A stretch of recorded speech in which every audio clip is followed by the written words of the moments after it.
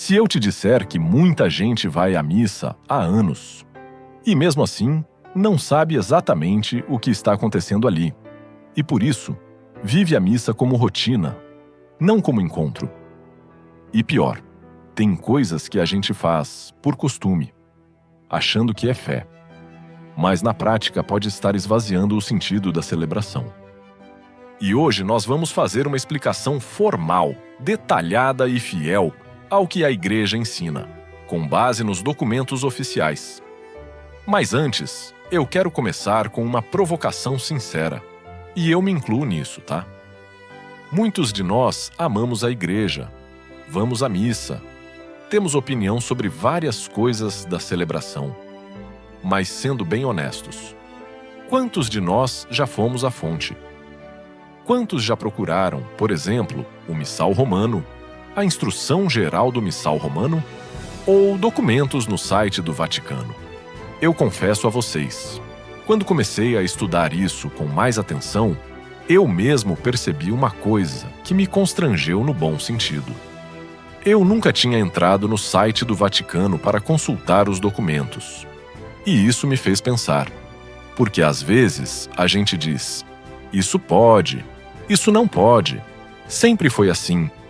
Na minha comunidade é assim, sem conhecer com profundidade aquilo que a Igreja realmente ensina.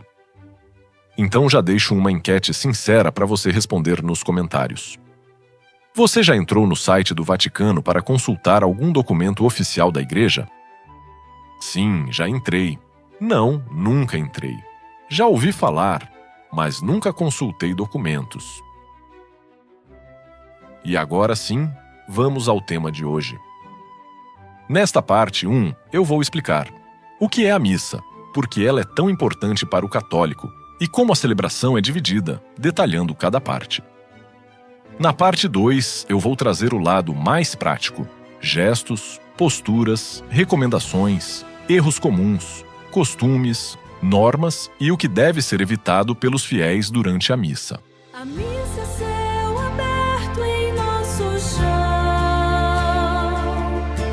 memorial da cruz, ressurreição, pão e vinho, corpo e sangue do Senhor, vida do mundo, mistério de amor.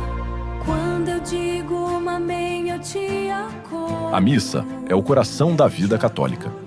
Ela não é apenas uma reunião religiosa, não é apenas um momento de oração em grupo, e também não é somente uma recordação simbólica da última ceia.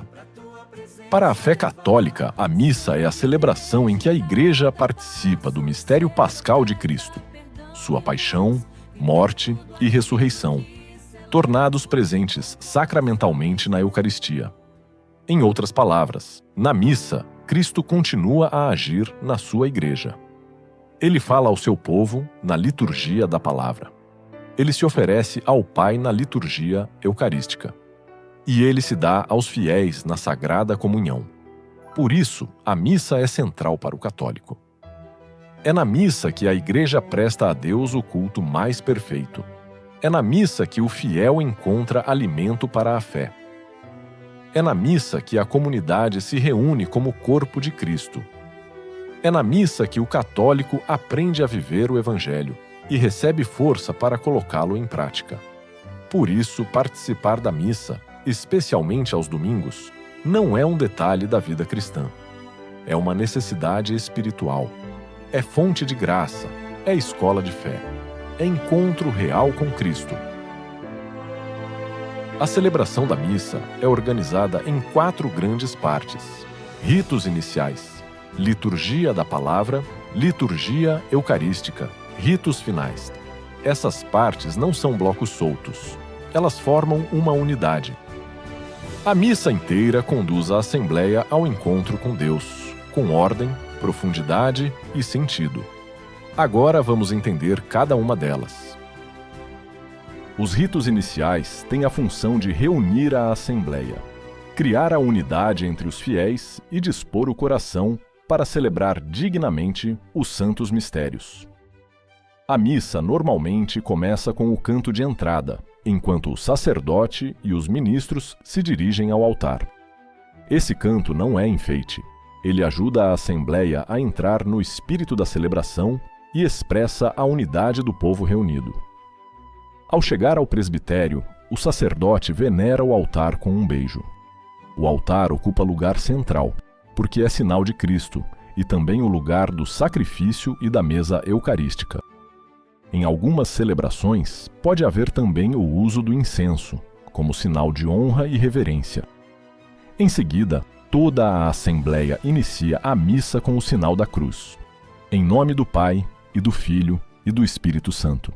Esse gesto recorda que toda a liturgia acontece na presença da Santíssima Trindade. Depois vem a saudação litúrgica, pela qual o sacerdote cumprimenta o povo e manifesta a presença do Senhor no meio da Assembleia. Logo no início, a Igreja nos convida a reconhecer que somos pecadores e necessitamos da misericórdia de Deus. É o ato penitencial. Esse momento é muito importante, porque nos coloca numa postura de humildade e conversão. Ele não substitui a confissão sacramental, mas prepara interiormente os fiéis para participar melhor da celebração. Nos domingos fora do Advento e da Quaresma, e também em solenidades e festas, canta-se ou recita-se o Glória. É um grande hino de louvor a Deus, em que a Igreja se une ao louvor dos anjos. Por fim, o sacerdote proclama a oração coleta, que recolhe as intenções da Assembleia e resume o tema espiritual daquela celebração. Com isso, os ritos iniciais se concluem e a comunidade está preparada para ouvir a palavra de Deus. Na liturgia da palavra, Deus fala ao seu povo por meio das Sagradas Escrituras, e a Igreja responde com fé, escuta e oração. É importante entender isso. Na missa, não estamos apenas lendo um texto antigo. Na liturgia, é o próprio Deus quem fala hoje à sua Igreja. Nos domingos e solenidades, a primeira leitura costuma ser tirada do Antigo Testamento. Ela ajuda a compreender a história da salvação e prepara a compreensão do Evangelho. Depois vem o Salmo responsorial, que é a resposta orante da Assembleia à palavra proclamada. O Salmo não é intervalo, ele é palavra de Deus rezada. Nos domingos e solenidades, há também a segunda leitura, geralmente das cartas apostólicas, ou do Apocalipse. Ela ilumina a vida cristã concreta, a doutrina e a caminhada da Igreja. Em seguida, vem a aclamação ao Evangelho, normalmente o Aleluia, exceto no tempo da Quaresma. Essa aclamação prepara a Assembleia para o ponto alto da liturgia da palavra, a proclamação do Evangelho. O Evangelho tem destaque especial, porque nele ouvimos diretamente as palavras e ações de nosso Senhor Jesus Cristo. Por isso, a Assembleia se põe de pé, e em algumas missas há velas e incenso. Antes da proclamação, os fiéis costumam fazer pequenos sinais da cruz na testa, nos lábios e no peito, pedindo que a palavra esteja na mente, na boca e no coração. Depois do Evangelho, vem a homilia, que é parte integrante da liturgia. Na homilia, o sacerdote ou diácono explica a palavra proclamada e ajuda os fiéis a aplicá-la à vida. A homilia não é um comentário aleatório nem um discurso motivacional. Ela é um serviço à palavra de Deus, em comunhão com o ensinamento da Igreja. Nos domingos e solenidades, após a homilia, a Assembleia professa a fé no credo. Ao rezar o credo, os fiéis reafirmam publicamente a fé da Igreja. A liturgia da palavra se conclui com a oração dos fiéis, ou oração universal, na qual a comunidade intercede pela Igreja, pelas autoridades, pelos necessitados e por diversas intenções. Aqui chegamos ao centro da missa.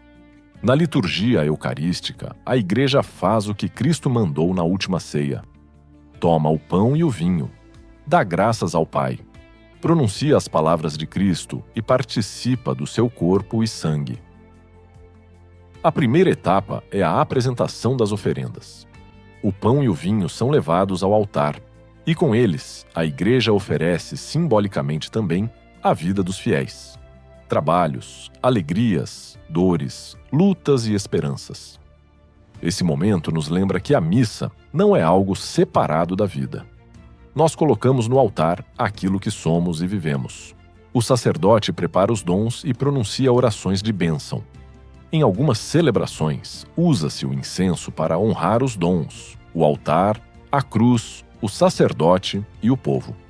Depois começa a oração eucarística, que é o centro e ápice de toda a celebração. Nela, a Igreja dá graças a Deus e celebra o memorial da Páscoa de Cristo. A oração eucarística começa com o prefácio, seguido do canto ou recitação do santo. Santo, Santo, Santo, Senhor Deus do Universo. Nesse momento, a Igreja se une ao louvor do céu.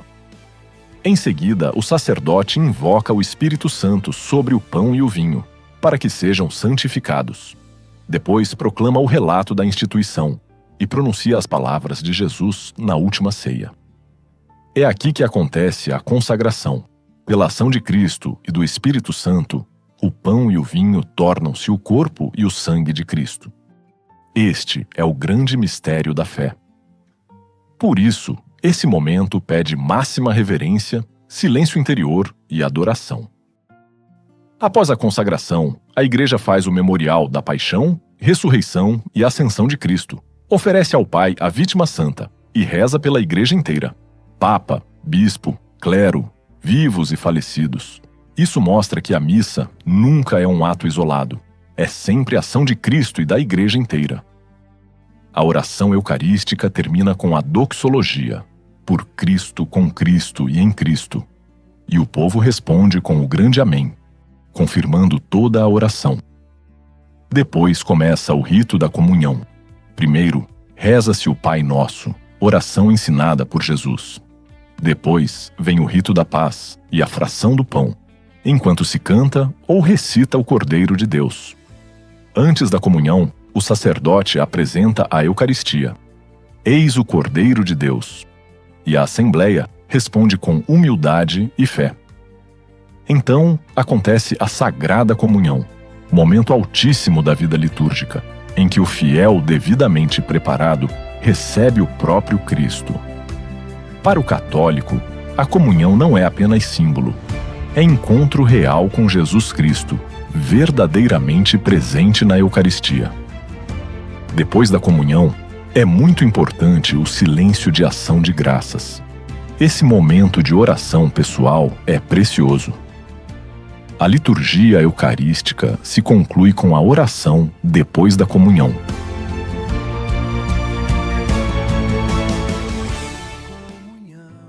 Os ritos finais são breves, mas muito significativos. Podem incluir avisos breves, quando necessários.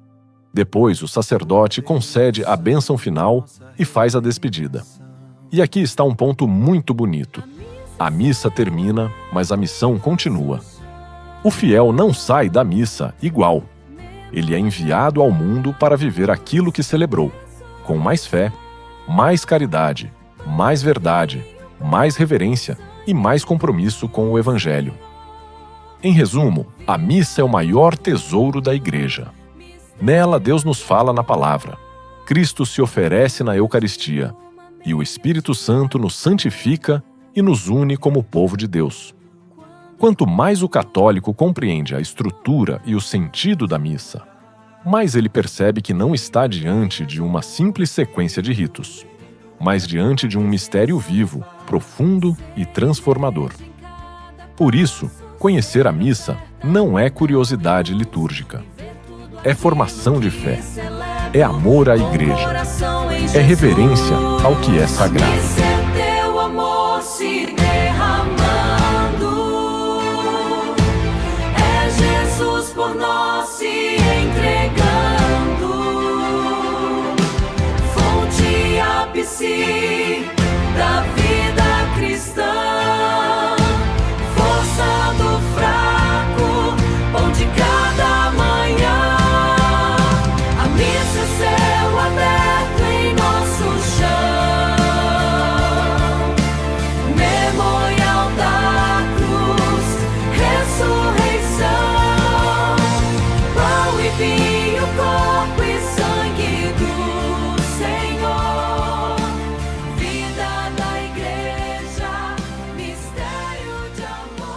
E esse foi o nosso vídeo, a parte 1 da série sobre a Santa Missa. Na parte 2, eu vou trazer um conteúdo bem prático e muito necessário. Gestos, posturas, recomendações, erros comuns, o que é costume, o que é norma e o que deve ser evitado pelos fiéis durante a missa. Então, já faz isso agora. Se inscreva no canal, deixe o like, ative o sininho e compartilhe este vídeo com outros católicos que querem crescer em formação e amor à Igreja. E não esquece da enquete nos comentários. Responde com sinceridade. Você já entrou no site do Vaticano para consultar algum documento oficial da Igreja?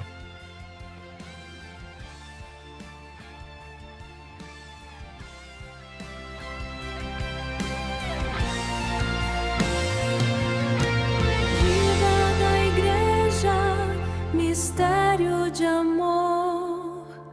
Jesus presente, mistério de amor. Deus te abençoe e até a parte 2.